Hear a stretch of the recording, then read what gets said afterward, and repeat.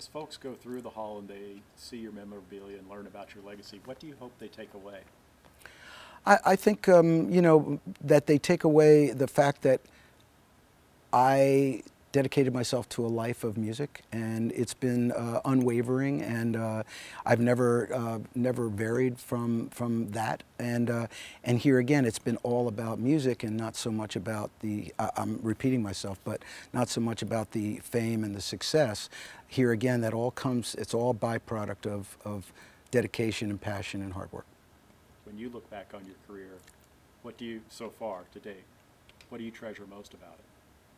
The fact that I'm right here, right now, not necessarily here in the Rock and Roll Hall of Fame, although that's really great, but I'm making music. I'm making music that I still think is valid and good. People are actually want to hear it, believe it or not. They want to hear the old stuff, but they're also accepting new things that I'm doing on my own. My move to Nashville has been a kind of a rebirth for me, a musical rebirth, getting involved with an amazing music community and Americana and roots music, which I'm very heavily involved in. So just the fact that the world has allowed me to do what I do and to be successful and live a great life and continue to do it, that's good enough for me. Do you have a favorite song that you've written, either with Daryl or on your own? Well, you know, yeah, tons of them, luckily for us. She's Gone always stands out because it was one of the first big hits that we had. It was the song that kind of put us on the map. It kind of represents our collaboration in a way, in so many ways. And but I think that my favorite song is the next one. You know, the next one that I haven't written yet. And I think if you know, I'm always looking forward, so I guess that's a good enough answer. Speaking of the next one, what is next for you?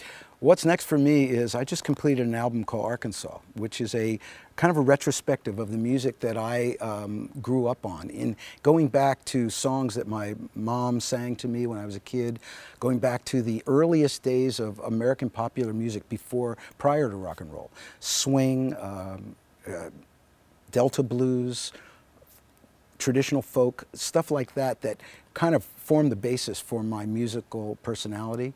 I've gone back to tap into that, but then revisit it and reimagine it in a more modern way. It's called Arkansas. It's going to come out in 2018. Back to the beginning, Cleveland played a role in kind of helping getting you guys out there. Can you tell us about that? Well, Cleveland was always a big stop on in the earliest days of our touring in the early 70s. We would come through Cleveland and Columbus, and I remember the two big stops for us were the Agora clubs, which were, you know, legendary here in this part of the world.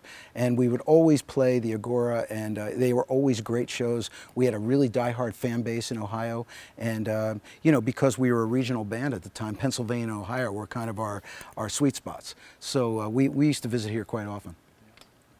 Yeah, you talked about the Philly sound. Did you guys ever come across, like, work with the OJs?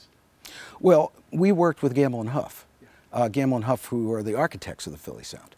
And of course the OJs were an artist. The OJs are an Ohio group that of course recorded with Gamble and Huff in Philadelphia. I know Daryl just had the OJs on his TV show recently, but I never actually worked with them. But we were all part of the same musical family in Philadelphia in the late 60s, early 70s. They're just down the road in Canton. Yeah. That sounds excellent. Who influenced your career the most? Well, musically, I was influenced by the early, well, believe it or not, big band music was the first music that I remember because I'm old enough to remember it, and my parents loved it. And so that's the music they were playing in the house. So as a little kid growing up, being musically sensitive, I picked up on that a lot. Then as through the early 50s and the mid 50s, as rock and roll began to develop, really, I began to play early rock and roll. I was a young kid playing guitar. I played Chuck Berry, Little Richard, later on Curtis Mayfield, and then of course the folk boom happened in the early 60s, and I got involved by listening to Doc Watson and Mississippi John Hurt and Joan Baez, Pete Seeger, people like that. So all of that kind of mishmash became really what I ended up being as a musician. One more? Okay.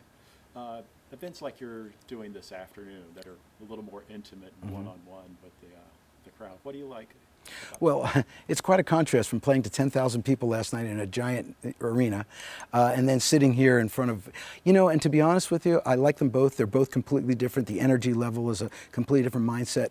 But I like doing the intimate things. I like playing small shows where I can really actually talk to people and really see their faces and relate on a real human level. You lose that a little bit in the arena. You have to make up for it in other ways with energy and kind of extravagance, I guess you'd call it. But when you're here and you do a show like this with just a guitar or whatever, you really get down to the basics of what it's really all about. And there's no hiding, it's honest, it's real, and that appeals to me.